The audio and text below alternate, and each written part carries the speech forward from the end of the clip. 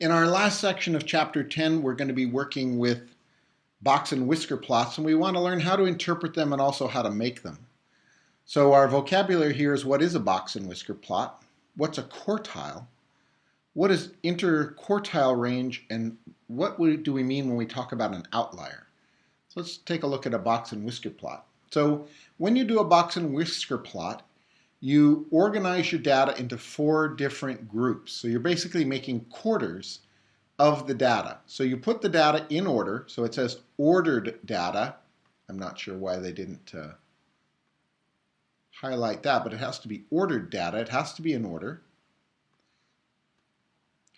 And when we split that data in half, we have an upper quartile and a lower quartile.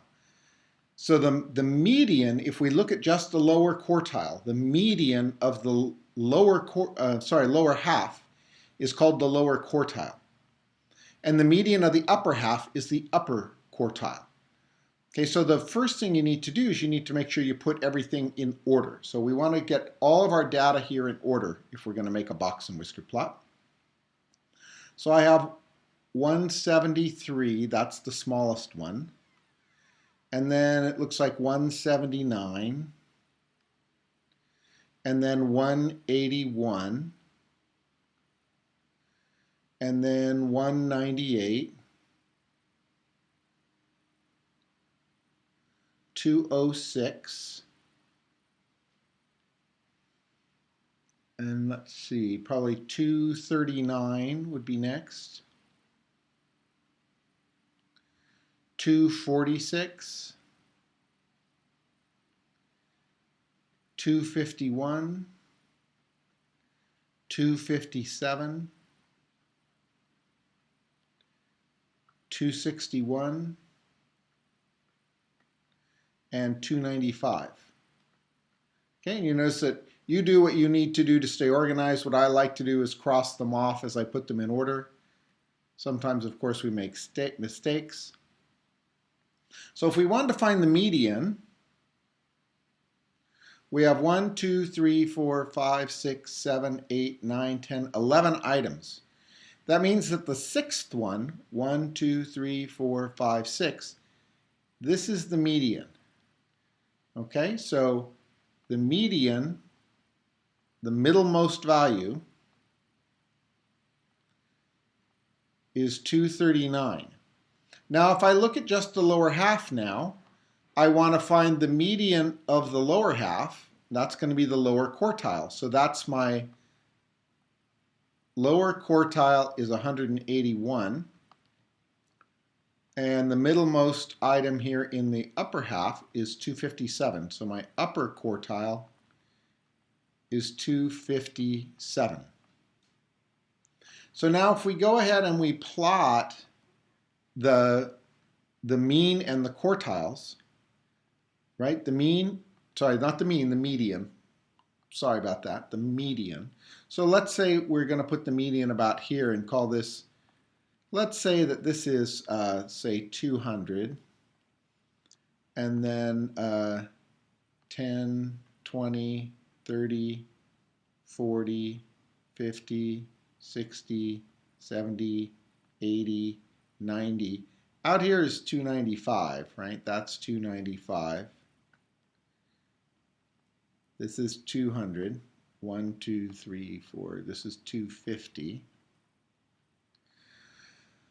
So look at the upper quartile, a little about halfway between 250 and 260 is 257. So it should be a little more toward 260. And down here, let's say 90, 80, 70, 60, 50. So this is 150.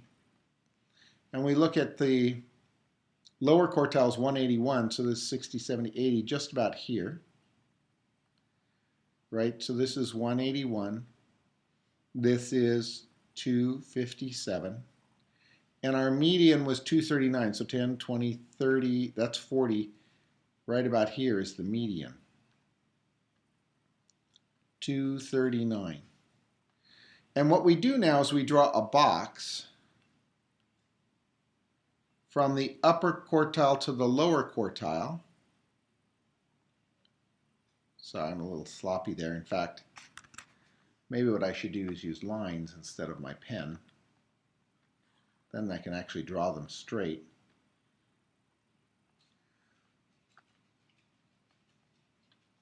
Okay, so now we've made a box. And then we're also going to put a vertical line through the median. So right there, we want to put a line there.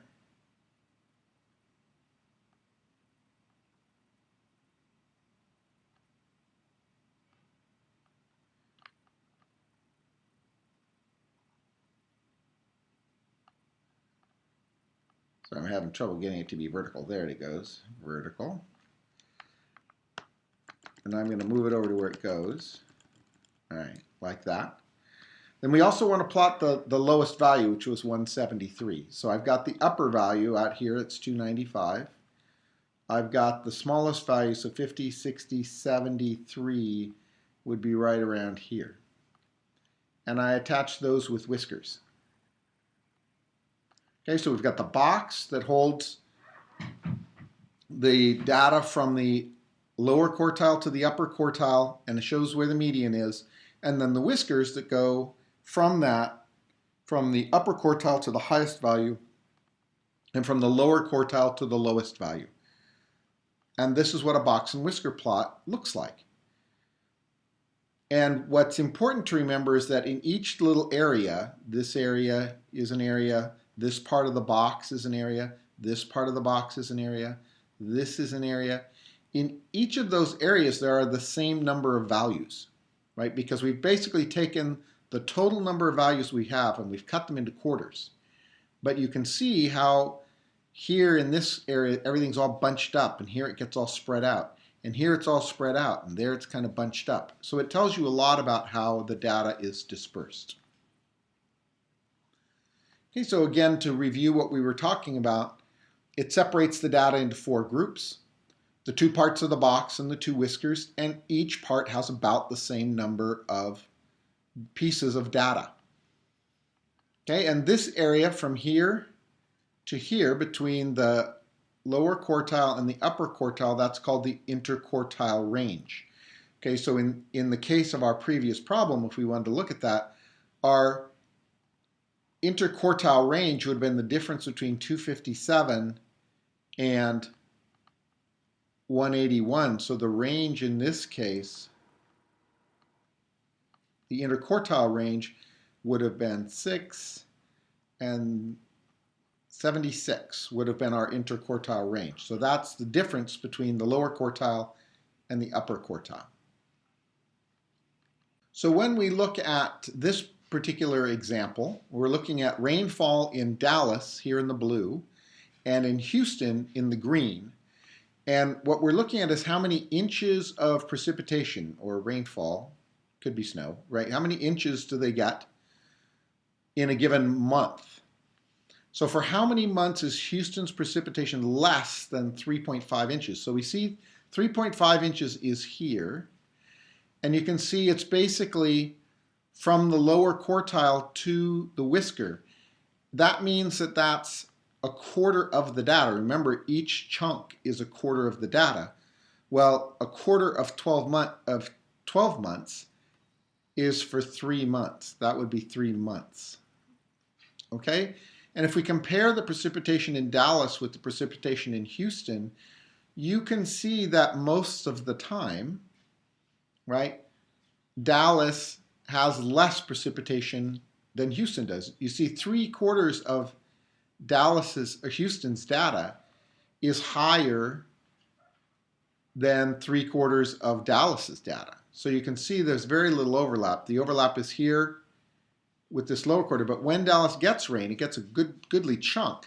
So its highest month is very close to Houston's highest month, but you can see because this big cluster of 50% of the data is right here, this whole box, half the data, is all of those values are much bigger than all of half of Dallas's data. So you can see that it's quite a bit higher, right? So the precipitation is in Houston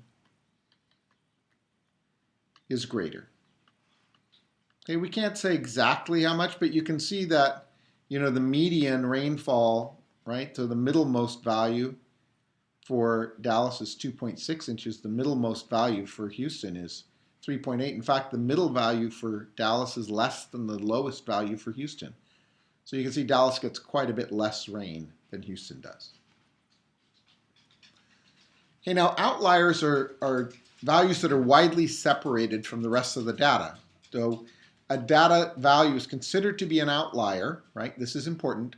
Considered to be an outlier if it is greater than the upper quartile by more than 1.5 times the interquartile range, or if it is less than the lower quartile by more than 1.5 times the interquartile range.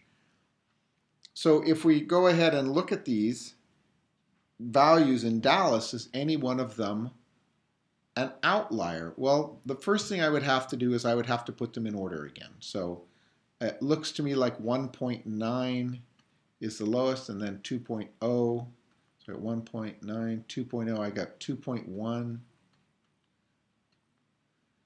Then I've got 2.4, which happens twice. Boom, boom.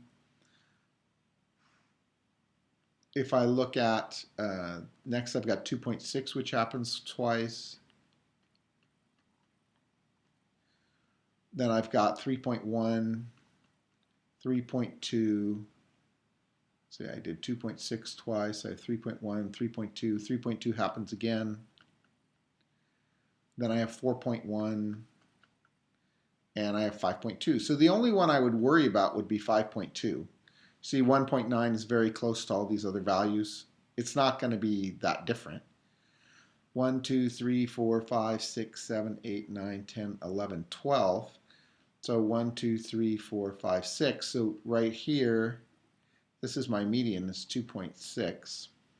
If I look at, and it's the average between these, if I look at these, 1, 2, 3, 4, 5, 6, it'll be the average between 2.1 and 2.4, which would be 2.25. So 2.25, we're working in single digits. That's going to round to be 2.3, right? So that's my lower quartile. And if I look at these six, 1, 2, 3, 4, 5, 6, 1, 2, 3, right here, 3.2. This is my upper quartile. So if I want my range, it's the difference between 3.2 and 2.3, which is 0.9. Okay, so the question is 5.2 greater than 1.5 times 0.9? So, but if you look at the difference between 3.2 and 5.2 is 5.2 minus 3.2, that's equal to 2.0. 0.9 times 1.5 is going to be less than 1.5, so you can see this is greater. Okay, so definitely right here, 5.2, that's an outlier.